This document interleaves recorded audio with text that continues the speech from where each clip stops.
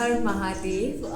क्या आपने एक ऐसे मंदिर के बारे में जाना है जहाँ पे भोले बाबा यूजुअली एक प्रोटेक्टर की तरह आते हैं, डिस्ट्रॉयर की तरह आते हैं, बट ये केवल मात्र एक ऐसा मंदिर है जहाँ पे भोले बाबा एक वैद्य बन के आए थे। इसीलिए इस ज्योतिर्लिंग का नाम पड़ा था वैद्यनाथ ज्योतिर्लिंग। जी हाँ, मैं वही ज्योतिर्लिंग की बात कर रही हूँ जो देवघर में पड़ता है, वैद्यनाथ ज्योतिर्लिंग। और बहुत ही खुशी की बात है कि ये मेरा 8वां ज्योतिर्लिंग था जहाँ पे मेरे दर्शन हुए थे, एंड सावन के महीने में हुई थी। तो सावन के महीने में ये इसलिए खास हो जाता है, एक तो सावन महीना अपने आप में बहुत ही पावन मंदिर है, लेकिन यहाँ पे एक यात्रा भी चलती है जो बहुत भीड़, बहुत भक्तजन लोग यात्रा पे आते।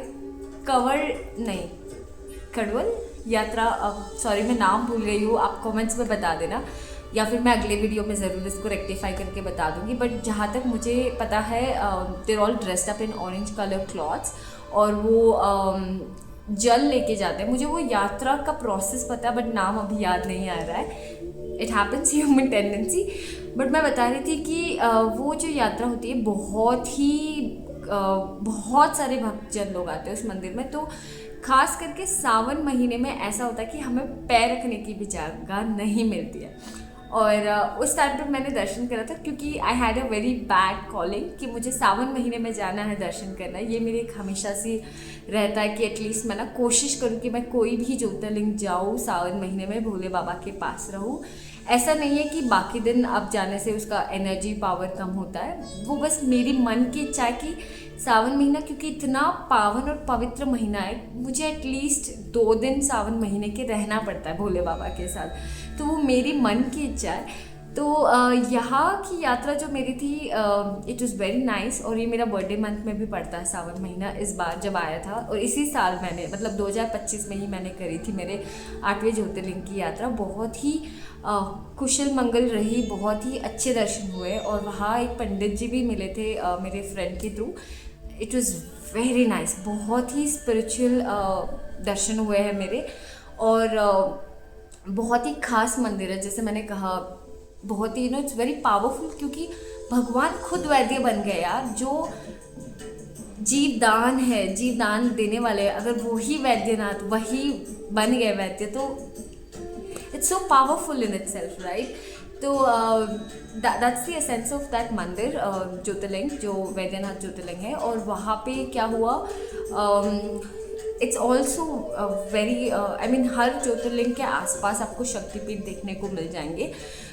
शक्तिपीठ अगर आप नहीं जानते हो तो आई बी वेरी क्विक। शक्तिपीठ माँ सती के 51 जो भाग जब ये हुए थे, अलग हुए थे विष्णु जी के चक्र से, तो वो जो अलग अलग 51 स्थान में पड़े थे वो शक्तिपीठ बने हैं। तो ये एक मंदिर, वैद्यनाथ एक ऐसा मंदिर है जहाँ पे शक्तिपीठ है, माँ का हृदय है।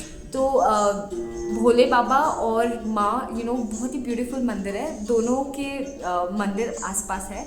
और वहाँ पे एक ये बांधी जाती है, जो अपनी शादी में दूल्हा दुल्हन के लिए वो गठबंधन करते हैं ना, सेम वैसे गठबंधन की पूजा होती है।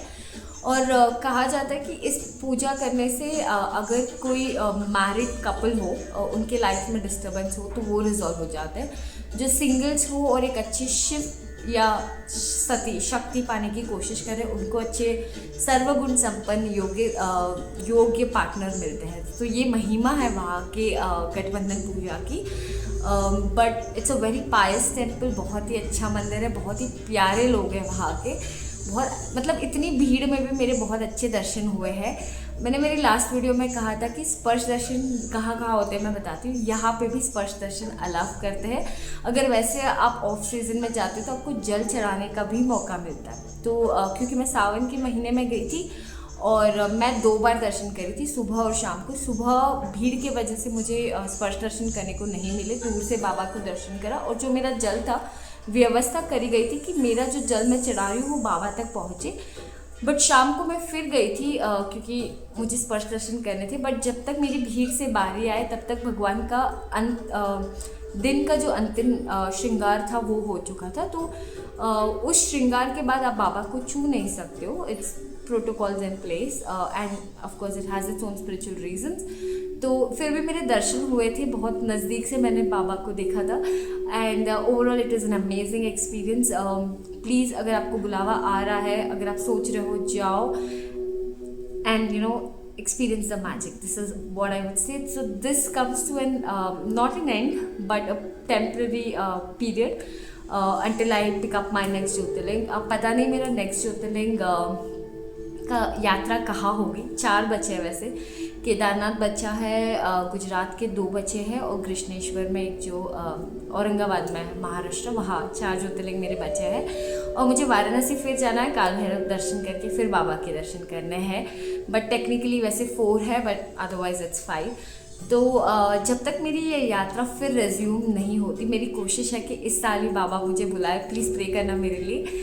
बट अगर तब तक के लिए मैं कोशिश करूँगी कि ये शिव परिचय हम जुड़े रहेंगे और हम कंटिन्यू करेंगे हर टेम्पल की महिमा जानने के लिए, ताकि हम और अच्छे से समझें ज्योतिर्लिंग और उनके स्पेशल एक्सपीरियंसेस क्या हो सकते हैं। Har Har Shambhu, Har Har Mahadev. Thank you so much. Keep supporting me, keep liking me. And आपके क्या क्या एक्सपीरियंसेस है आप कमेंट्स में ज़रूर बताना। Thank you.